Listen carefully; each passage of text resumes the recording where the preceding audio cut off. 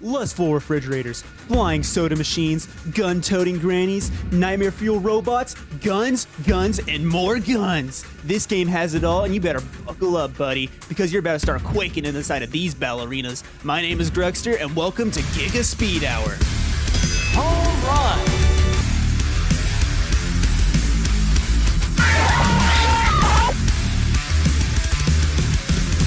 I love you.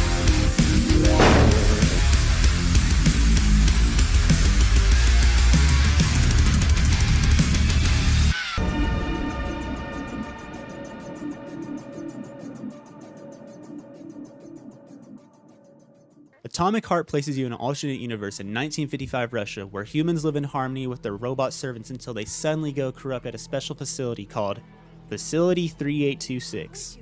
Yeah, I think they just kind of put this in a name generator and just stuck with it. But anyway, once everything starts to go to hell, that's where you come in. P3. Really? P3?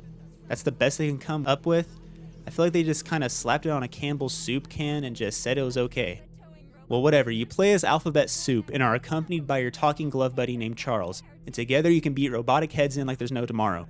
P3 as a character can honestly come off as very annoying and tries a little too hard to be like Duke Nukem, just kind of making him really dumb and just not kind of iconic enough.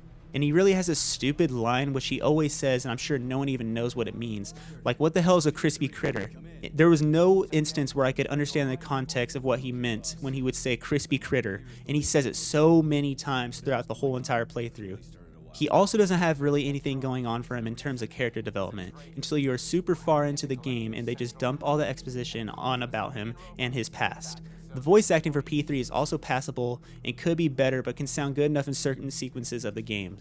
I also couldn't find anything about who the voice actor was at the time of making the script, and I still don't even know who it is at this point in time.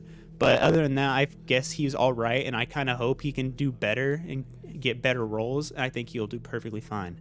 His character design is also very boring, which is weird when you look at everything around the world, whether it be robots, locales, or story purpose characters. And it's really odd how everyone else looks fine with their attire, enemies look perfectly okay, but you just have an angry man on the box art wearing a jumpsuit and has a fade with a beard, and they called it that.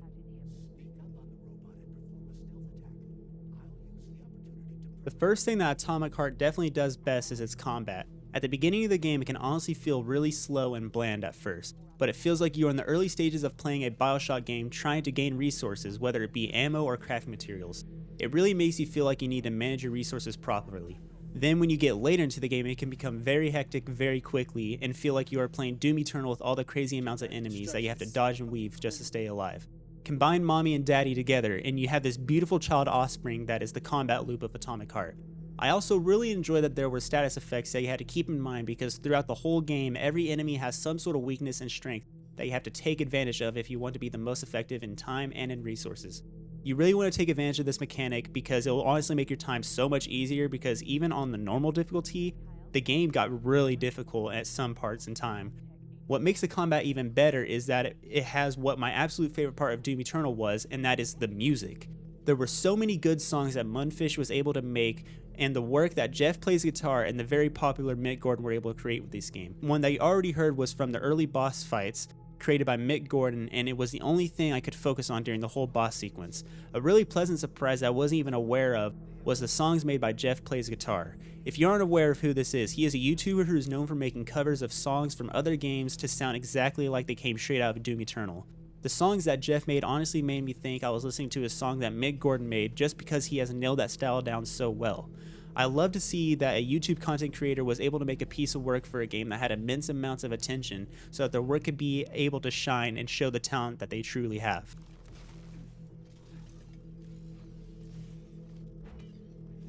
The visuals of this game are absolutely gorgeous and runs very well on top of it. I spent my whole playthrough playing on ultra settings and had no issues with the performance the whole way, and that's very nice to see, especially with a lot of new titles having abysmal optimization on release for PC. One complaint I will give that's very small was that there was a lack of an FOV slider, but that was just a really small issue I had, and it didn't even affect my enjoyment at all during playing, but would be a nice to have.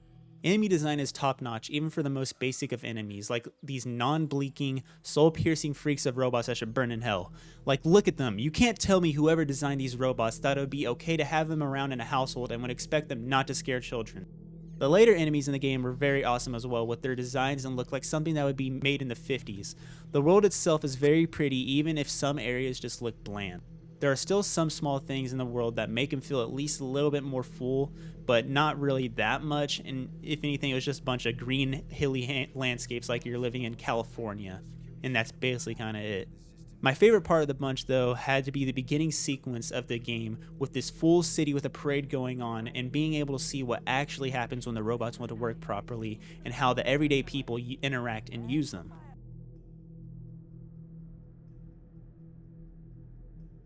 The story for this game is just fine, and I can't really say too many things good plot-wise for this game.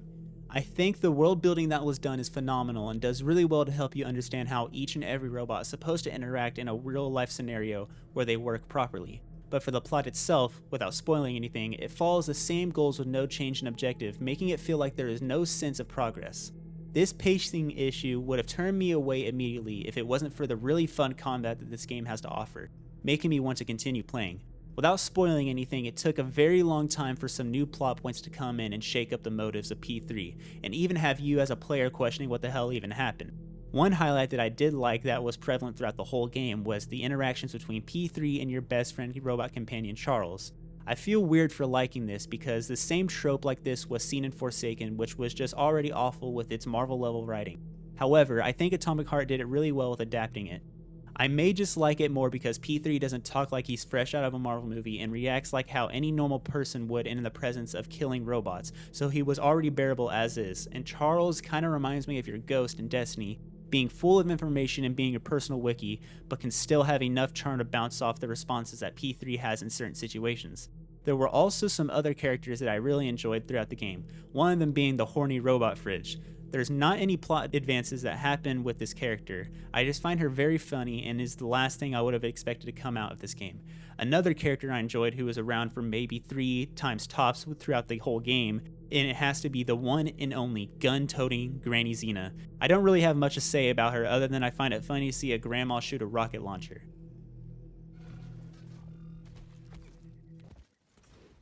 Overall, I think Atomic Heart fulfilled my expectations and gave me exactly what I wanted for this type of game. Even with its more dull moments, the boss fights you encounter could actually end up being difficult, and the later game battle arenas can be intense as hell, requiring a lot of focus just to come out alive.